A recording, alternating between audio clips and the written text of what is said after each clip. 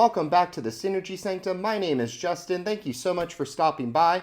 Here at the Synergy Sanctum, we specialize in all things related to Magic the Gathering, with a specific focus on deck building. So I aim to show you very quick deck text that'll show you all of the cards in the deck and how they work together to ultimately achieve the goals of that deck. If you're not already, please like, share, and subscribe to our channel. We really appreciate that. And we also have a sister channel now, so head on over to Commander Coliseum and check out their content as well. And for today's deck tech, we have Marvin, Murderous Mimic, a cEDH colorless combo build here. Marvin's got a crazy ability on him. He has all activated abilities of creatures you control that don't have the same name as this creature. So in Commander, this is likely to be every card that you're running that is a creature with an activated ability, and we've got a ton of them for you today. And then in addition, because we are running colorless here and not running any colors, there's a ton of artifacts that also turn non-creature artifacts into creatures to also get those abilities. So just a really broken deck here, and it is very combo focused, so I would put it at a cEDH level. Current TCG market value is $309 to $612. The land count for this deck is heavier on the non-basic side at 22, and then 10 of those being waste. So, like I said, the goal of this deck is for Marvin to be able to take activated abilities of creatures. So it is very important that he is cast first, and then we play all of the creatures that we're going to benefit from him, because then he won't have the summoning sickness and he'll be able to do these things right away. So to get us started today, we have kind of the combo pieces in the deck. This is how the deck ultimately wins, is by having one of these ready to cast, or by using the activated abilities of removing a counter to deal damage, and then untapping Marvin himself so that he could get the counters on his own. So the Walking Ballista, the Triskelion, and the Monoskelion all have the remove a counter to deal damage to a target. So Marvin's going to get that ability. Phyrexian Devourer is really solid in this deck as well, because if its power is 7 or greater, we sack it, and you remove the top card of your library from the game and put X counters on it, where X is the remove cards converted mana cost. So Marvin is solely getting that activated ability, so he's not going to be dealing with the whole, over 7 or greater, sacrifice it.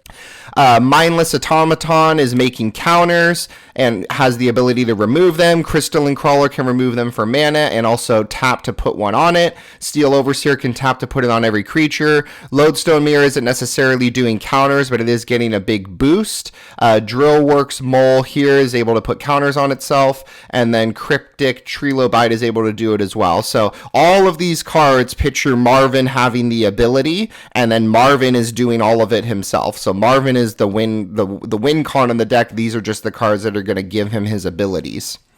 So more activated abilities. So this is getting into the untap now. So if we are running stuff out that is able to produce 2 mana, so a creature that is tapping for 2 colorless, then this goes infinite with any of the cards on this board here in the first 3. So Pilipala, Farmstead Gleaner, and Voltaic Construct all untap for 2 mana. So as long as Marvin's able to make 2 mana, then he's also able to untap and go infinite that way. Endbringer has tons of activated abilities, whether it's damage or draw.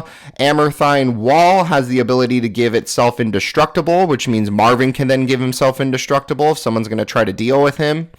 We've got other ways of untapping Marvin outside of the creatures. So we've got Voltaic Key, we've got Unwinding Clock, Voltaic Key doing it in a single instance, Unwinding Clock doing it at everyone's untap step. Umbral Mantle is a mana sink to be able to do it infinitely. Clock of Omens, if we're tapping to untap artifacts, then we can untap one. We've got Staff of Domination as another mana sink to untap him.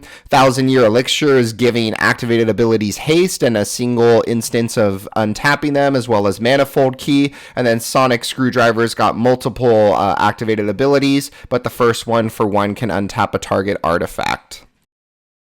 And then, like we said earlier, turning non-creatures into creatures. So we got a lot of artifacts in the deck that have activated abilities. We might want to use those as well. So Karn, Silver Golem, and Toymaker have the ability to turn a non-creature artifact into an artifact creature, which then allows Marvin to have those abilities. Mana from creatures, we are running a ton of these. Showstopper on the slide is Metal Worker, so as long as we've got a hand of artifacts, which we probably will for most of the game, you can tap it to reveal it, and you get 2 colorless mana for each one revealed this way. So picture the ability to untap Marvin and then keep doing this Metal Worker ability. You're going to get infinite colorless mana. Palladium Mirror is here for that 2 mana, which most of the untappers need. Foundry Inspector and Jorah's Familiar are discounting them.